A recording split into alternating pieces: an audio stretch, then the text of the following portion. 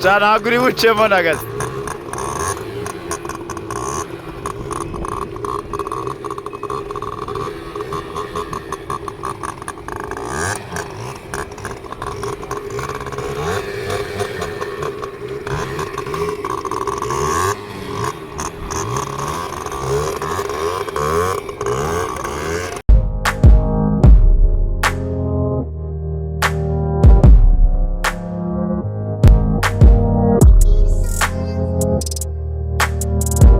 Mbere yo kugira ikintu mvuga ku kizamini cya moto, reka mbaze shimira abantu mwese mwakoze subscribe ku rubuga rw'umusongozi. Witeka akomeze kubarinda no kubaremera amashimwe. Ndabimira cyane, ndabakunda n'umutima wanjye wose. Whatever you are, nibuzi kuri umusongozi wumve ko turi kumwe kandi cyane. Akamoto kagira ikizami gisa naho kitoroshye, ariko nanone cyoroshye ku muntu wabashije kugira gute kukihugura, kuko akamoto umuntu arakiga kabishuti nako. Uretse uzureba uno mujene wa nomero 23 binagukorera hano, buretse namuhona, reba uko naba yagafunze hano.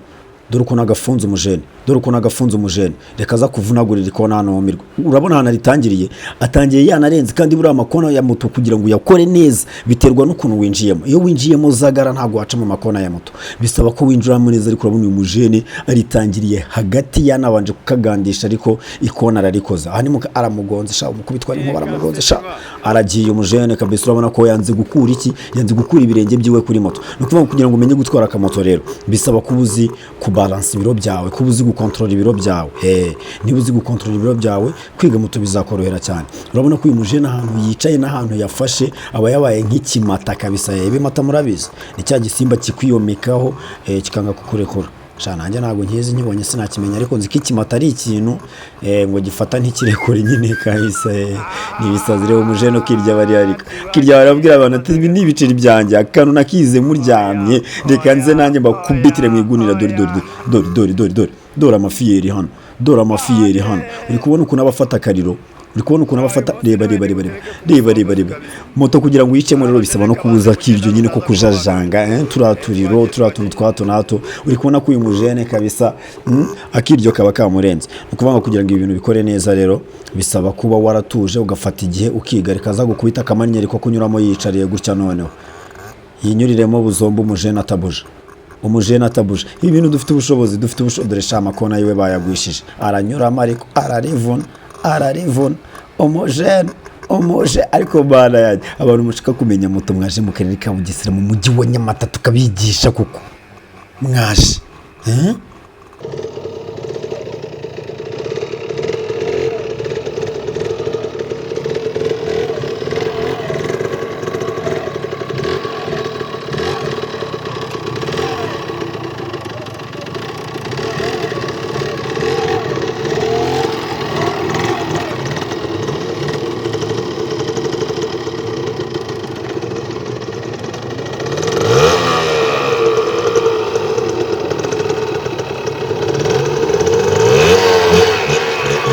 What the fuck? Ni ku isomo rya demarage rero mu karere ka Bugesera niho hantu hari abajene bazo tumoto papa mu Rwanda hose. Kuri demarage urabona ukuntu umujene amanura ikirenge bura kiba kigomba kumanuka gihita gifata hasi, nta bintu byo kugenda ukurura ibirenge bya hato na hato. Mbere yo gutangira ikizamumanika amaboko nk'ibisanzwe gutya ukayiroba, ubonye ukuntu vitesse igiyemo. Vitesse kandi bigomba kujyamo ikirenge gihita kigira gute, gihita gisubira hariya hejuru, cyongera gitwikira kuri vitesse. Ariko mujye munareba utuntu tw'ubwenge, munamenye ngo utuntu tw'ubwenge turi he. Ndagira ngo murebe kuri ibi birenge, urebe ukuntu aroba moto ikirenge gihita gisubira hahandi cyari giteretse n'ubundi. Uretse uzurebe kubita ahita aterekaho, wayibonye ikirenge gihita gisubira hejuru. Mu guhagarara kandi nabwo uba ugomba guhagarara, nta bintu byo kuzana imizozo ya hato na hato, kwega ibirenge. Ukandagira hano na hariya, ugakandagira ahantu hamwe. Aha ni ku isomo rya demarage. Reka mbanze mfata agacyayemo gakeya. Mwambwiye ko ngira amagambo menshi, musigaye nzana n'agacyayi studio, nkaba nicariye hariya gutya n'iki nkuru to voice over like this, ariko n'agacyayi gari. Reka mfata agapoze mbanze nsome ku gacyayi, nze mitembereka amasomo ya moto, ukuntu akurikirana n'ukuntu ugomba gukora ikizamini cya moto muri rusange. Ndaje nkuganirize. Reka tunyuze n'amaso mu butumwa bugiye butandukanye twagiye twakira hano ku musongozi ati umusongozi noneho uranyemeje kabisa, umva nimara kubona agaperime nubwo kagiye kunsaza nako ariko nzaza ume deal y'ukuntu nabona akamodoka ka Eto Ecole, niyo business nifuza gukora. Ngiye kukuganiriza kuri business ya Eto Ecole, ubwo ibijyanye no kwigisha moto hano nahita mbambiritse. Ibijyanye no kwigisha moto watuma mbireka, ahubwo icyaba cyiza nuko wambabarira nkabanza nkabyinjiramo, kuko Eto Ecole uburyo ibibyaramo ibiceri nyine, uburyo umuntu waguze Toyota Starlet akayishyira muri Eto Ecole aba arimo arinjizamo amafaranga. Ntabwo ibyo bintu nabivugaho kano kanya kuko byaza gutuma abantu ntabigisha fresh, ariko ndashaka kubanza gusobanurira abantu ibintu bijyanye n'akamoto, nkababwira amategeko n'amabwiriza y'akamoto n'ukuntu mugomba gukora ibizamini bya moto, ibintu bikabagendekera neza cyane. Mbere na mbere ikintu ugomba kumenya ni iki ngiki: iyo tugiye gukora ikizamini cya moto duhera kuri circulation, bitandukanye n'ivatiri duhera ku makona. Kuri moto turabanza tugakora circulation, twava circulation tugakora amakona, twava mu makona tukajya kuri demarrage. Ni ibizamini bitatu: amakona, circulation na demarrage. Ibyo bizamini iyo bitsinze uba ufite perime ya moto pe, uba ufite perime ya moto. Ubwo rero niba uzi yuko nawe ukeneye akamoto, ukaba uzi yuko ukeneye iriya perime, ntucikwe nshuti yanjye, ntucikwe. Mbaza rero ngo muri circulation biba biteye gute? Reka duhere ku isomo rya circulation.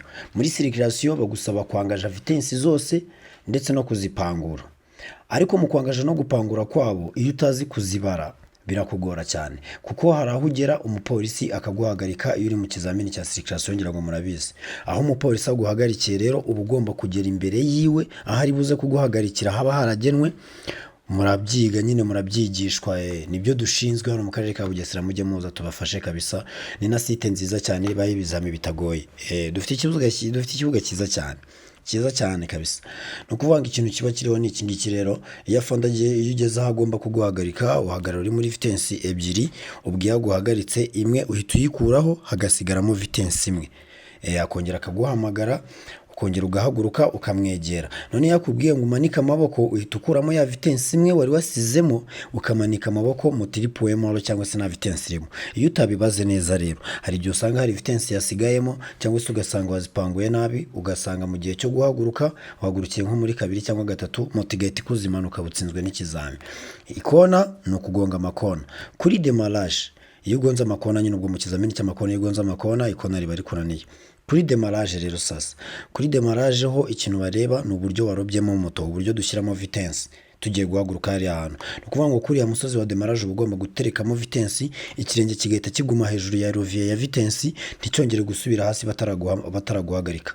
Ni ukuvuga ngo niba uzamuye ikirenge uba usabwa gukubitamo vitesse, uhita ukomeza unagenda nyine, ikirenge nticyongere gusubira hasi. Kandi urumva ko ikirenge cy'iburyo kiba gikandagiye feri, icy'ibumoso kigashyiramo vitesse, gihita gikomeza kinagenda. Urumva ni ibintu biba bitoroshye. Ikindi kintu barebaho ni uburyo wamanuyemo ikirenge ukandagira hasi. Iyo ukuriye ikirenge barabyanga, baba bashaka ikirenge kimanuka ku murongo kigakandagira hasi.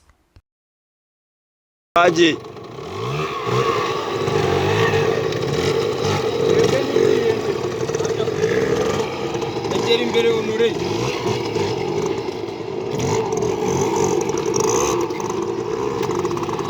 Komeza ugere rari. Abizaribona ko wamamaza.